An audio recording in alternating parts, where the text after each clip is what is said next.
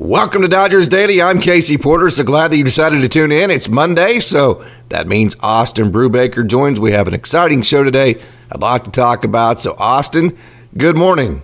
Good morning, Casey. How are you doing? Good. I'm sure that you're trying to catch up on your sleep after a big road trip last week. Oh, yeah. No, Thursday was about, I think for me, about 12 hours of driving that I had to do. So Saturday, I just crashed and was able to catch up on sleep. So just about back and ready for the kind of normal everyday grind now. Yep, and the minor league season is over for the Great Lakes Loons. We'll get into them here in just a minute. But hey, there was a lot of great action over the week. Gavin Stone's one of our mailbag questions, so we're going to save his performance until we get into the mailbag. But Clayton Kershaw on the college roll. I love that. You know, college roll meaning you pitch once a week in college. You have Friday night starters, you have Saturday night starters and Sunday starters, and then you have what are called Tuesday starters, which are all the rest of the guys that need work. So we've talked about Clayton Kershaw pacing himself to be best prepared for the playoffs. The way he's done that, hey, pitch once a week, that's the best of all worlds because that gives you enough action to stay sharp, but not so much action that you wear down. So Clayton Kershaw on the college roll.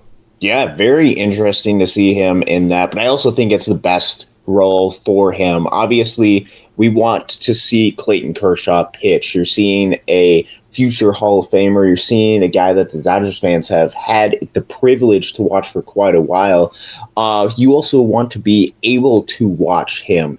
And I know Clayton Kershaw has been dealing with some injuries. You worry about some of the innings, some of the stress that you're putting on that arm just because of the culmination of a career of innings pitched. And so I think putting him in a once a week type role probably is going to keep him healthiest through the course of the postseason, just be able to get him through all of the different rounds that hopefully the Dodgers will be able to go through in the postseason. And I think it's just going to be best for him overall. And so getting him set up, getting him used to that role now, I think is important for him to be best prepared for the postseason.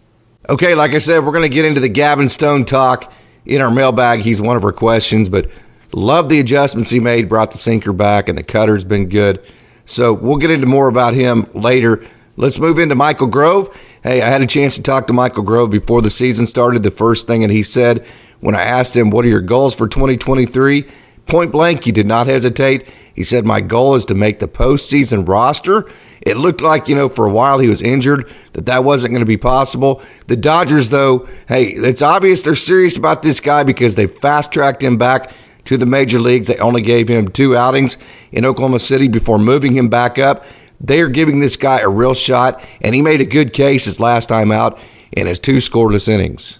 Yeah, he did. Yeah, and you can definitely tell that the Dodgers really like what he's able to provide, whether that is in some sort of extended piggyback role, whether that is just an inning or two, him be able to come in, be able to deliver. I think we've seen a lot of growth with Michael Grove throughout the course of this season.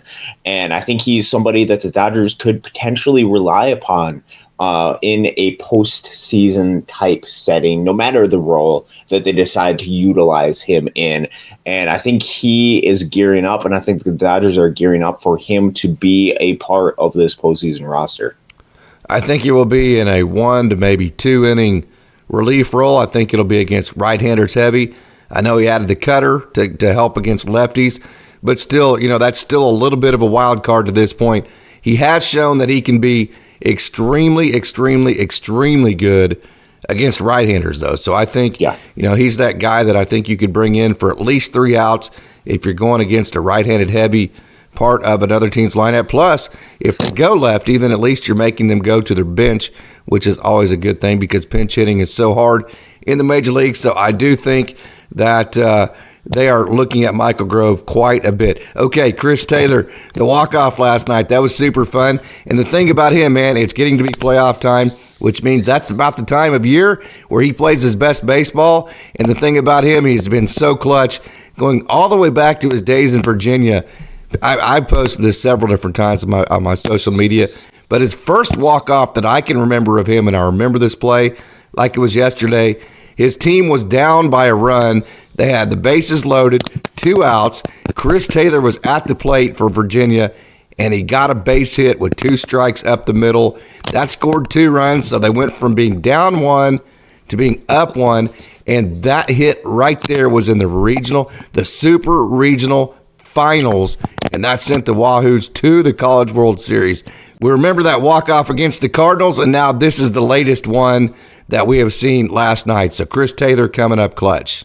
Yeah, how cool is that? Dating back to some of his early years. We Dodgers fans are obviously familiar of how clutch he has been in the postseason for the Dodgers, but be able to see that throughout the course of his career, that's something that is incredibly hard to teach. But it's something that Chris Taylor has had the ability and has shown the ability to be able to do. And so I think having him as a part of this roster, even just for that aspect, even just for that historic aspect of being able to get big hits in big moments, I think is important. For the Dodgers, they were able to win yesterday. Chris Taylor got the big hit, as we saw, and they were able to take in important series 3 out of 4 against the Giants. I think it's probably unrealistic to go after the number 1 seed. Just you're a little bit too far behind. Atlanta does have the tiebreaker, but still getting that number 2 seed is really important. And it's also really nice to be able to win some games in the Giants when the Giants are trying to get that final wild card spot. So I think you have to come out of this weekend feeling pretty good. No doubt, and I love the pace the Dodgers are on right now. Scored in the first and the last innings. 13 guys were used offensively, which is great because you're winning games while also evaluating the most amount of people you possibly can as far as shaping your postseason roster. James Outman, who has been struggling just a touch as of late, as far as his batting average, it was good to see him hit home run number 22. Messaged him last night. The message was very simple. Hey, finish this thing like you started it, right? Yeah, absolutely. Yeah. And we've seen kind of the ups and downs of James Outman's year this year. He's gone through some incredible highs. He's also gone through some lows during the season. But with James Outman, this is his first full season in the big leagues. He's making those adjustments. He's learning on the fly. And so if he can finish anywhere near the high that he had at the beginning of the season or what he had about a month or so ago, he's an incredible talent, an incredible player. And we've seen what he's been able to add to this offense. And he's going to play in a very important role for the Dodgers during this postseason, going to be put in abilities where he has the ability to come up clutch, which we've seen throughout the course of his career, dating back to the minor leagues, that he has the ability to be clutch, like a Chris Taylor. So I think I have extreme confidence that James Outman's going to be able to make those adjustments on the fly and finish off the season strong. 2 for 7 with runners in scoring position, and another game where the Dodgers had 0 errors. Those 2 stats right there are huge because when you talk about timely hitting, great defense, when you combine that with hitting a few home runs and then scoring late in the game and scoring early in the game. So if you can get that lid off early in the game, if you can figure out how to manufacture that run late in the game, you get timely hitting, you get great defense and good pitching. That literally is the playoff formula. Oh, yeah. No, that is what exactly you need to do in the playoffs, because if you don't have one of those aspects can come back to really bite you and really hurt your team. So you need to be good, disciplined, especially in such a short sample size. You need to have good, solid pitching just to keep you in the game. And then for your offense, it's really important to get those early runs or some of those later runs, for those early runs just to get you in the game, for those late runs to be able to get clutch timing hits. So I think last night we were able to see the Dodgers be able to win in a postseason type game where some of those aspects are needed, where it's a close run scoring of environment, but still finding a way to win, finding a way to get outs when things get tight. It's something that's absolutely needed in the postseason. My roller coaster continues with lancelynn. Last night, very, very, very great performance for him. I'll get into why. 6 innings, he did give up the home run to Lamont Wade, But I'll tell you what, he gave up 5 hits, and he did have 3 walks, and he had the 6 Ks. But the reason why I thought last night was such a really great performance for him is that home run he gave up was the 3rd time when he was rolling back through to the 3rd time through the lineup. And I don't think the Dodgers are going to ask him in the playoffs to face the other team's lineup 3 times. And so when you look at what he did for the first 2 times to the lineup, he was pretty much spotless. And so I think that's how you evaluate his performance last night when you're trying to figure if this translates to postseason success. Yeah, and I think with Lancelynn, we've seen the domination that he's had in the past. Obviously, this year has been a little bit of a struggle, but I think what he's provided for the Dodgers this season so far has been the innings value to get through the course of the season. I think he's been able to provide some innings, provide some length. In the postseason setting, when it's a 5-game series, when it's a 7-game series, when you're able to kind of mix and match and you want the absolute best, I think that is when you could see Lancelynn potentially be held to a little bit of a shorter type outings, because I think you can rely on some of the guys out of the Dodgers bullpen if needed, if Lancelyn's giving up a couple of home runs, which is what we've seen in the past. And so with Lancelynn, I think he's going to have a role on this team. I think he's going to have a very important role and an opportunity to provide some length for the Dodgers in the bullpen. But I think with him, I think you're going to see him potentially be on a shorter leash, meaning if the Dodgers see some early signs of struggles, I think that's when they can make the call, potentially go to the bullpen, depending on how some of the other rookies are able to adapt to the postseason setting. I think you can provide a little bit of both depending on how the series is going. I think Lancelyn's going to have an important role in this postseason roster, though. More great signs last night as far as how his performance went. His 4-seam was in the zone, so he did 3 walks, but his 4-seam was in the zone over 50%. So was his changeup. Those were his 2 main pitches. Now, he didn't throw a slider for a strike as much as he would like, I'm sure, but he did throw his cutter for a strike almost 50% of the time, and then he flipped a couple of curveballs in there. So I think, at any one particular time he could pivot, take the slider away, but then he could have that cutter, because you have the 4-seam with the ride, you have the right turn of the actually it was the sinker, and then or a changeup, whatever he's throwing that day. So he has the right turn of the changeup, and then you have that left turn still with the cutter, so you don't have to throw the slider. And he was able to throw a couple of curveballs just to kind of keep the hitters off that fastball in fastball counts. Okay, so I thought that was a good performance for him. Final thoughts on anything that happened this weekend with the Los Angeles Dodgers? Yeah, I think overall it was a really good weekend of Dodgers baseball. Taking 3 out of 4 in the Giants will never not be fun. But being able to do that, being able to show that for a playoff type team that you could potentially see, being able to take the series from them, I think is incredibly important for the Dodgers to kind of start having that some of that playoff elimination type mindset, I think is important. I mean, we're a week away from the Dodgers and the postseason being able to start happening. And so having that mindset, having the ability to eliminate teams, I think is incredibly important. And I think that's what the Dodgers did this weekend. All right, Austin, you ready to put the season for the Great Lakes Loons to bed? Well, not really, but I think I am, yes. All right, fans, let's not waste any more time. Let's get right to it, and let's take a trip down on the farm.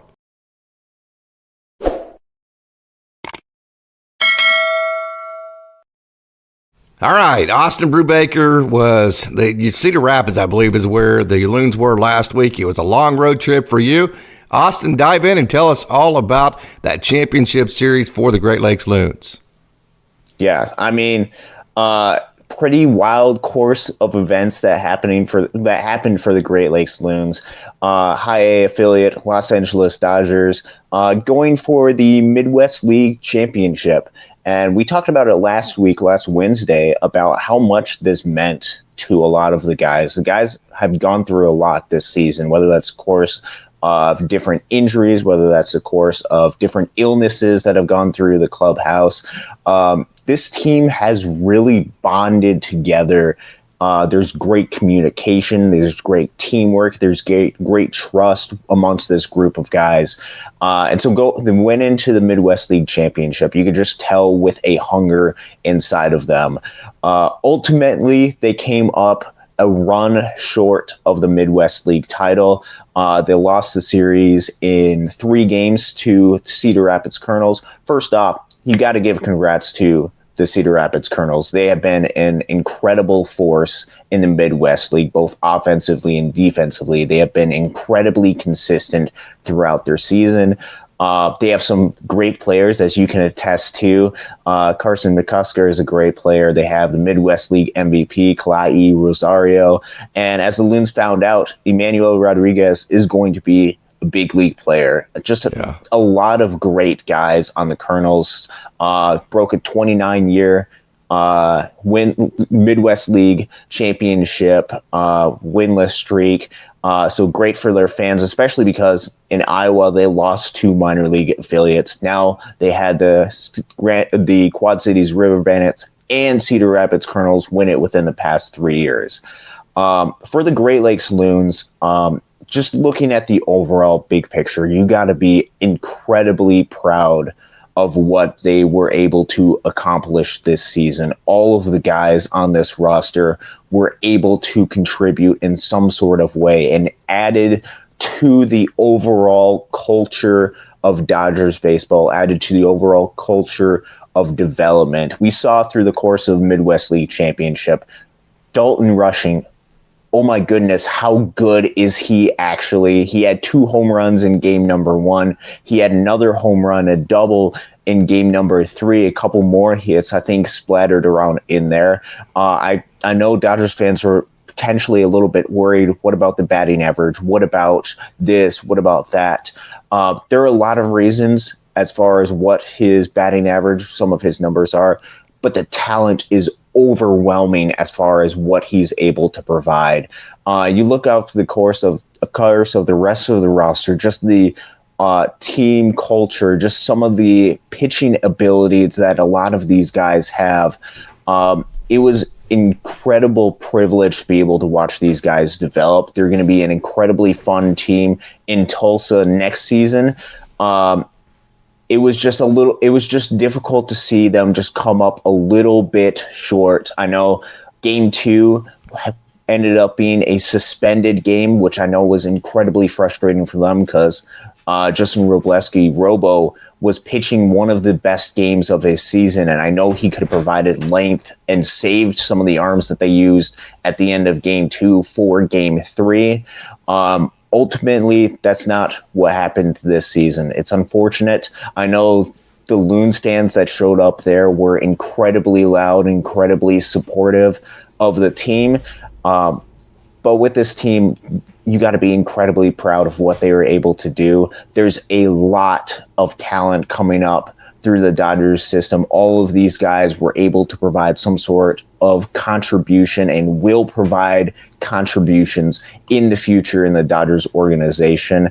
I'm sure throughout the offseason we'll be able to go through each one of these players individually, some with some sort of player highlights and such, but can't fall a little bit short. Game 3, 7-6, disappointing. But incredibly proud of this team. Well, and just all the pitching they had, the relief pitching, the starting pitching, they went through all those relievers just to get to that if necessary game. And then you're like, okay, well, who are they going to throw now? Well, then you have Maddox Bruns and Jared Karras ready for that last game. So just an overwhelming amount of pitching, different styles of pitchers, right-handers, left-handers. You had different styles of offensive players. You had guys like Taylor Young that were scrappy. Then you had guys like Dalton Rushing that could slug. And then you had a whole bunch of guys in between, super talented guys like damonkeith and Yainer Fernandez and Alex Freeland. And so that was a super, super fun team, the Great Lakes Loons. So, Austin, super appreciate all of the coverage you've given us for at the high A level this year. It has been absolutely fantastic. So, put the Great Lakes Loons to bed until 2024. So it was a lot of fun here this next year. And you are correct. We will be doing a lot of player highlights and can't wait to dive into that. So, hey, let's not waste more time. It's time now to get into our Monday mailbag.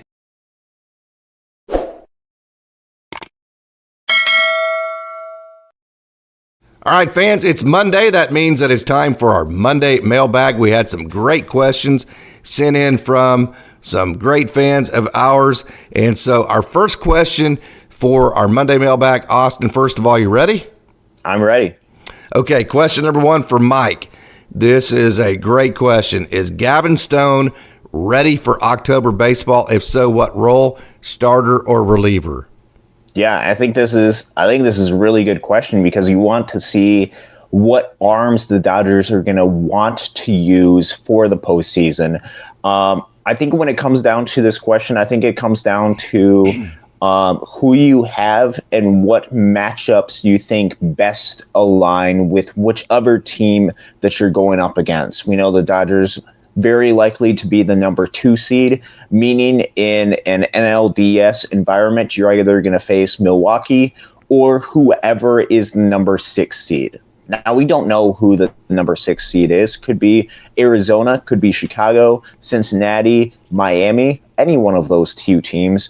And so I think right now you have to kind of prepare yourself to be going up against Milwaukee. Now, for Gavin Stone, I think he probably would be ready for that role.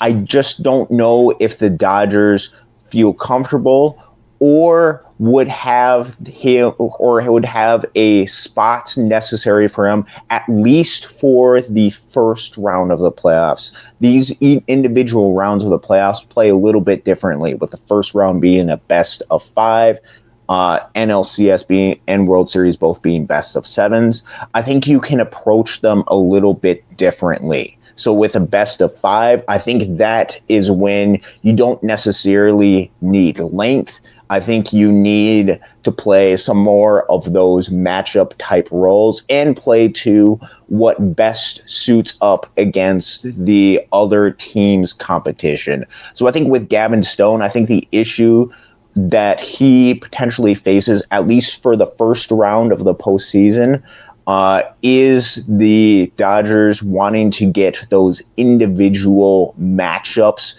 correctly and having what the most guaranteed opportunities to advance. I think Gavin Stone is talented. I think we're some of the biggest fans that he has and want him to be successful. I just think with some of the arms that the Dodgers have in their bullpen right now, which is fairly healthy. I know they have Yency Almonte working his way back.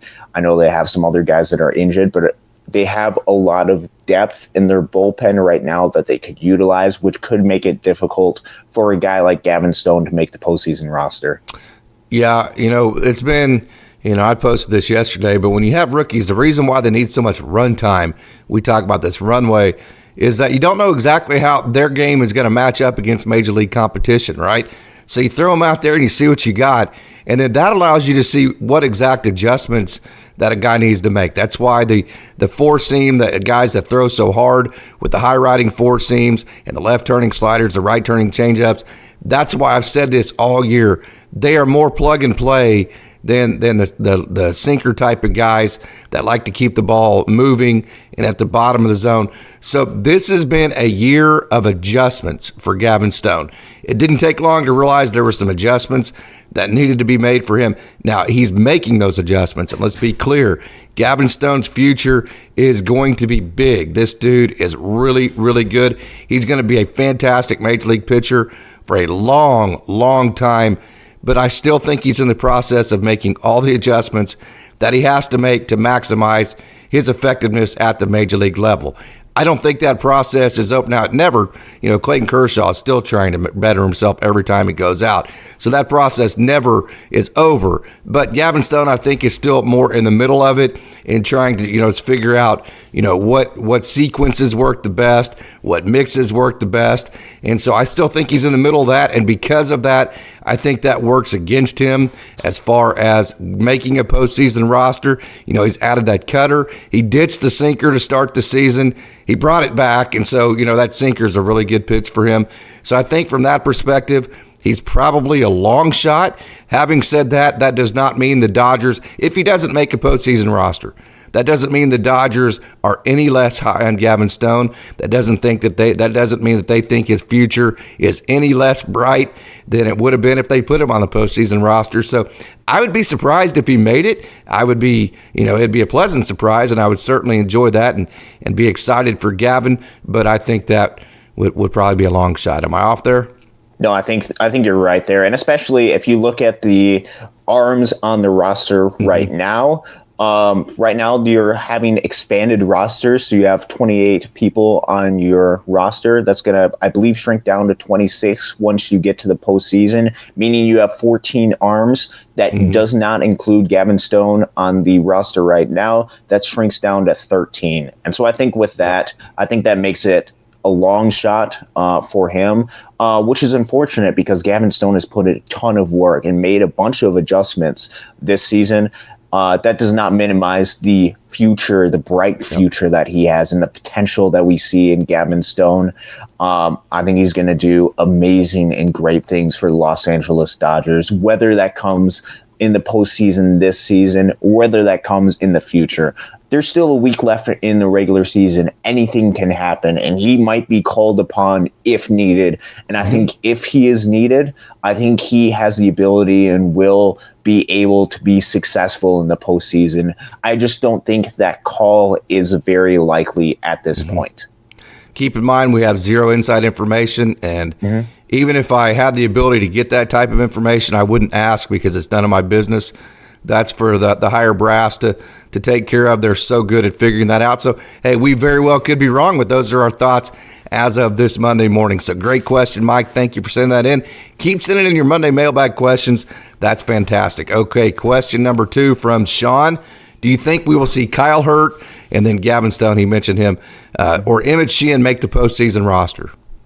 Yeah, so this is another good question because this is a group of rookies, guys that I got to see last year in Great Lakes, but guys that the Dodgers fans had the ability to see in LA over the course of this season.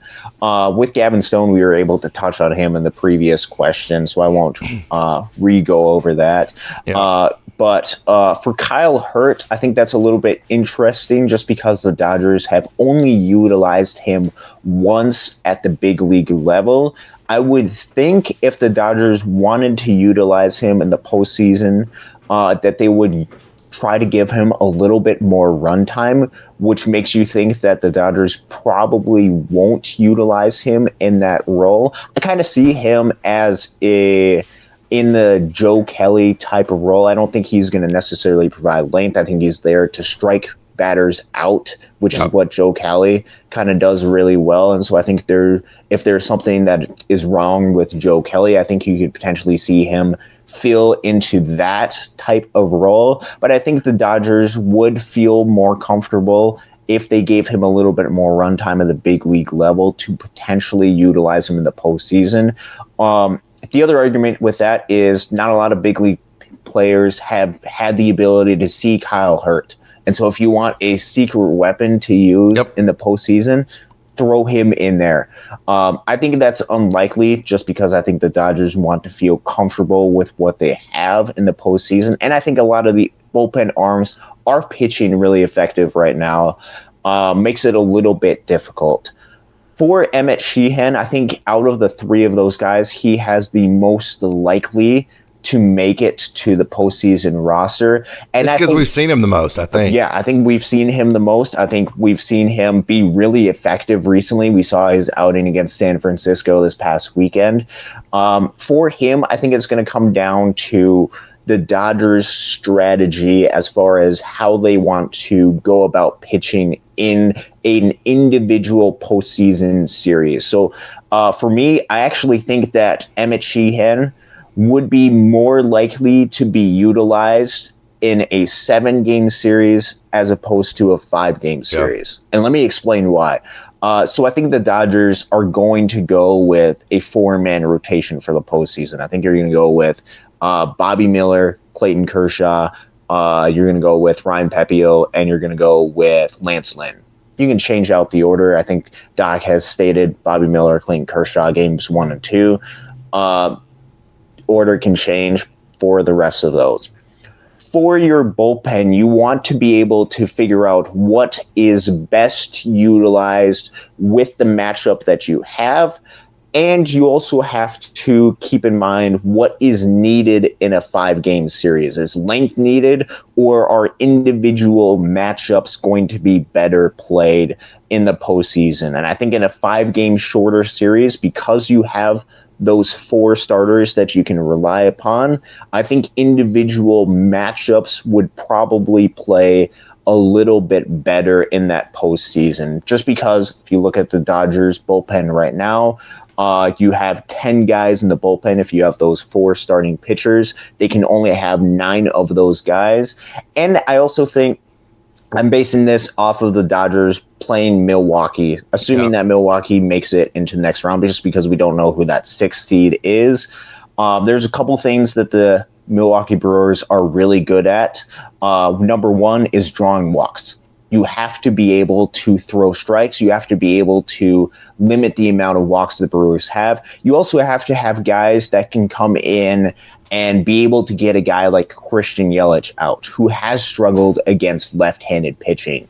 And so I think with this, I think you could have that debate of, do we want an Emmetsheehan, or do we want an alexvesia? Do you want some of that length?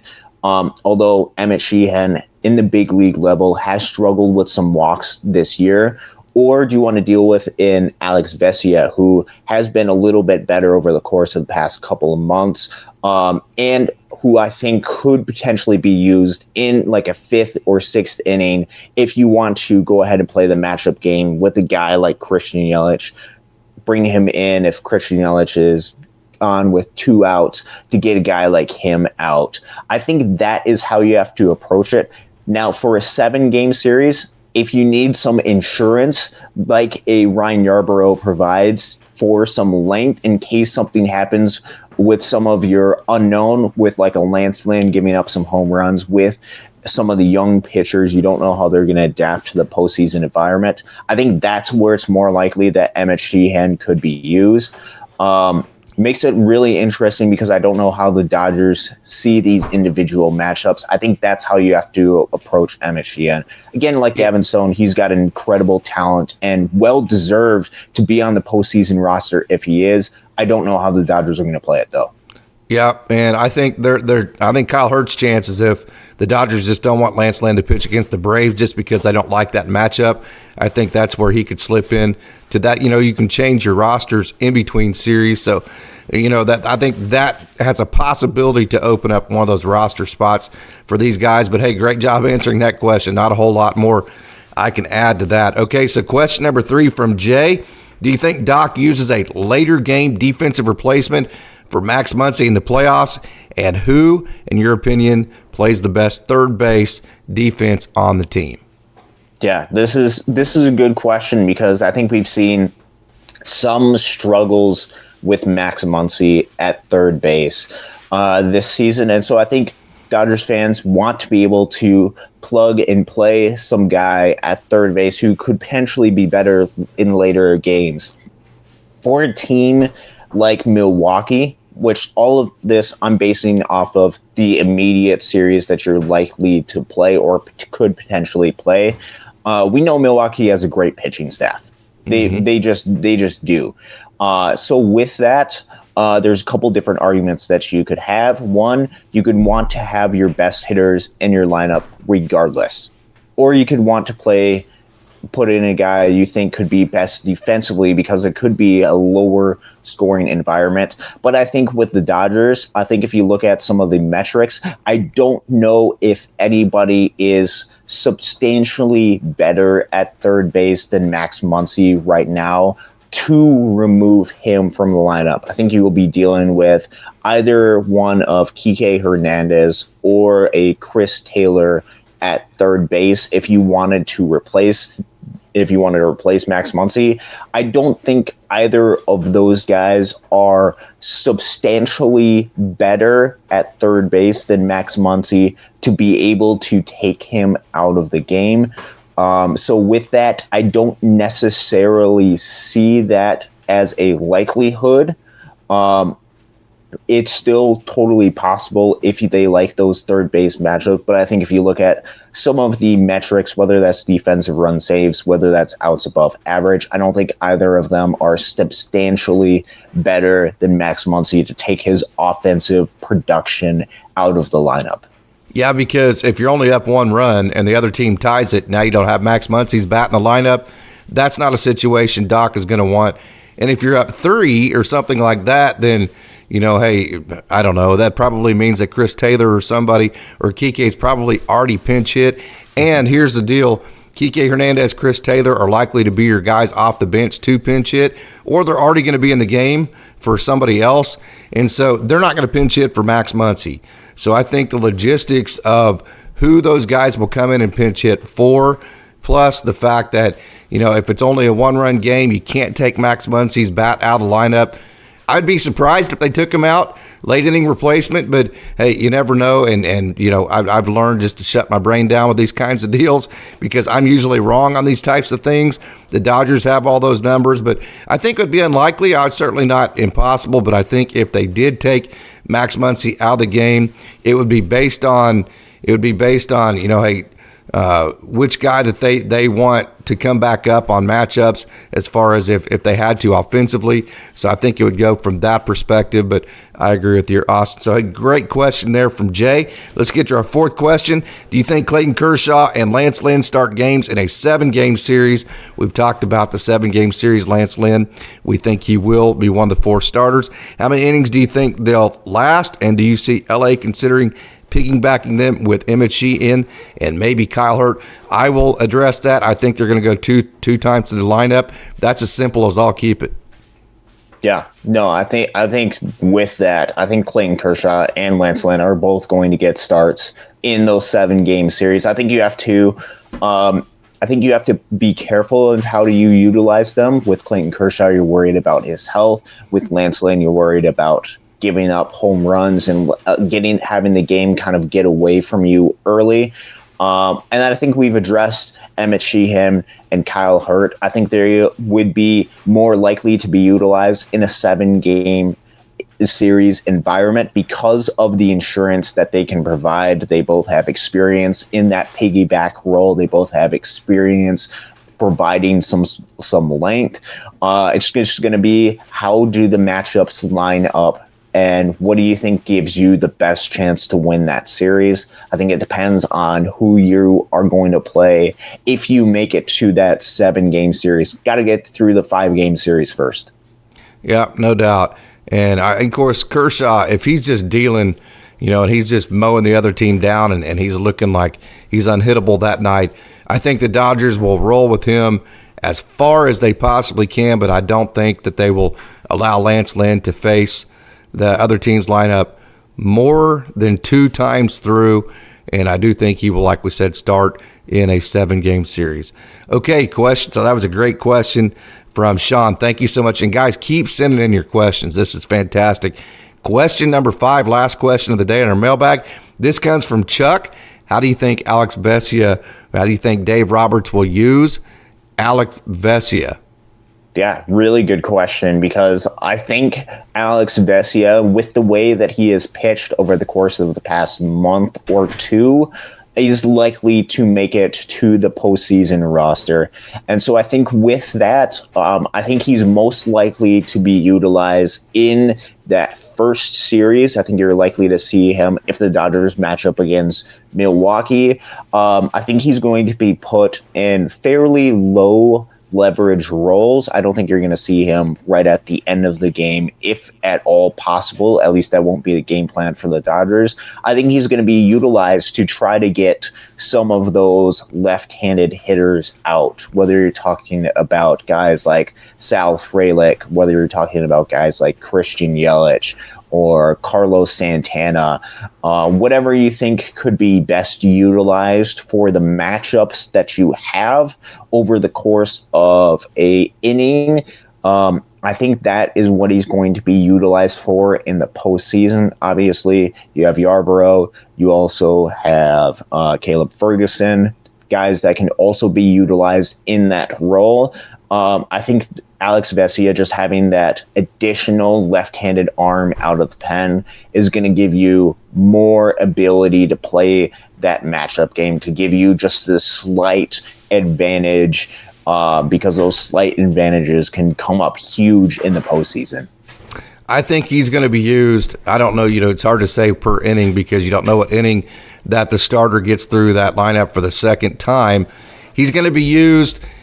He's going to be used that third time through a team's lineup, and it's going to be against the part of the lineup that best matches up for him. So I think that's the role for him, that third time through the lineup and in the best part of the lineup as far as matchups for alexvesia. So, hey, great questions to our mailbag. That was a lot of fun. So, Austin Brubaker, any final thoughts before we get out of here?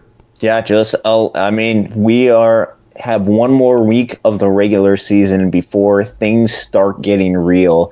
And when things are real, things can be real fun for the Dodgers. And this is a fun, nervous time because it's starting to get serious. This is the culmination of what you've been working for a year now. And Dodgers are making their final decisions. We'll see kind of how things are able to adapt over the course of this next week. We'll see the Dodgers be able to, I believe they've already clinched at least a second seed in the postseason, just with how many games up there are with Milwaukee. And so we'll see if they're able to chase down the Braves. I see it as probably unlikely, being down 4 games, plus that Atlanta has the tiebreaker. But it's going to be a fun next week of Dodger baseball leading up to the postseason. Postseason baseball, how can you not be excited about that?